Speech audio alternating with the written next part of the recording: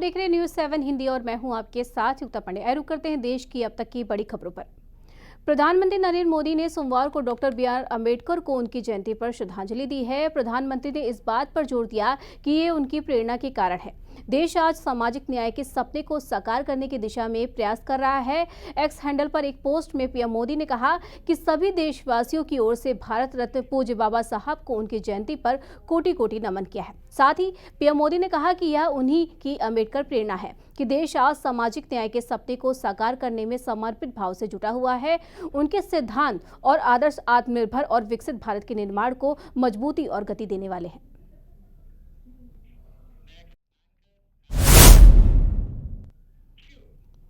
नई दिल्ली में Punjab national bank यानी पीएनबी में 13,000 करोड़ रुपए के ऋण धोखाधड़ी मामले में भगोड़े हीरा कारोबारी मेहुल चोकसी को भारतीय जांच एजेंसियों के प्रत्यर्पण अनुरोध के बाद बेल्जियम में गिरफ्तार कर लिया गया है।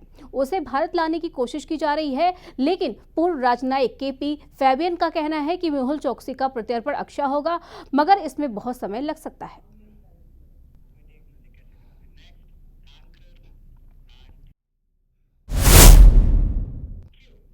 बॉलीवुड सुपरस्टार सलमान खान को मिल रही धमकियों का सिलसिला कम होने का नाम ही नहीं ले रहा है। अब फिर से एक बार सलमान खान को जान से मारने की धमकी मिली है। बता दें, मुंबई के वर्ली ट्रैफिक डिपार्टमेंट के व्हाट्सएप नंबर पर अज्ञात शख्स ने सलमान को जान से मारने की धमकी दी है और उनकी कार को बम से उड़ाने की भी बात कही है। साथ ही सलमान के गैलेक्सी अपार्टमेंट के बाहर पिछले साल फायरिंग की गई थी, जिसके बाद उन्हें कई बार अलग अलग माध्यमों से धमकियां भी मिल चुकी हैं।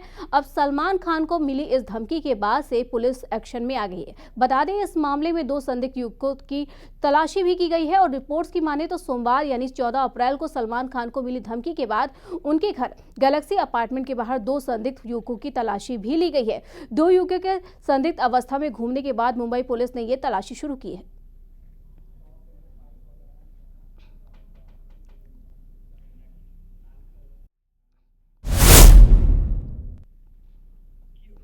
आज 14 अप्रैल को डॉक्टर भीमराव अंबेडकर जयंती है। पूरे देश और दुनिया के कई हिस्सों में इस दिन को काफी उत्साह के साथ मनाया जाता है।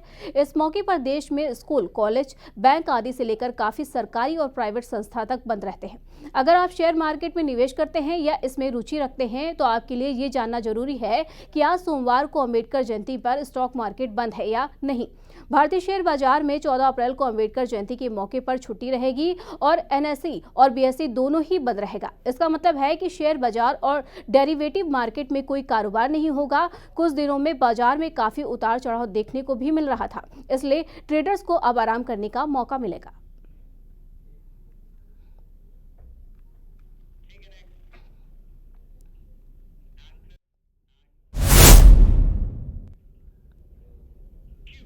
वक्फ संशोधन कानून के खिलाफ पश्चिम बंगाल के मुर्शिदाबाद में भड़की हिंसा ने गंभीर रूप ले लिया है। विरोध प्रदर्शन के बीच भड़की हिंसा में 3 लोगों की मौत हो गई, जबकि काफी लोग घायल हुए हैं। हालांकि हालात इस कदर तक अनियंत्रित हो गए कि पश्चिम बंगाल पुलिस को बीएसएफ की मदद लेनी पड़ी। केंद्र से लेकर राज्य सरकार तक हालात पर नजर बनाए हुए हैं। इसी बीच पश्चिम बंगाल के राज्यपाल डॉक्टर सीवी आनंद बोस ने मुर्शिदाबाद और राज्य के अन्य हिंसा प्रभावित क्षेत्रों की स्थिति पर गहरी चिंता व्यक्त की है। उन्होंने कहा है कि राजभवन का कोर ग्रुप मुर्शिदाबाद और अन्य संवेदनशील क्षेत्रों की स्थिति पर वास्तविक समय के आधार पर लगातार नजर बनाए हुए है।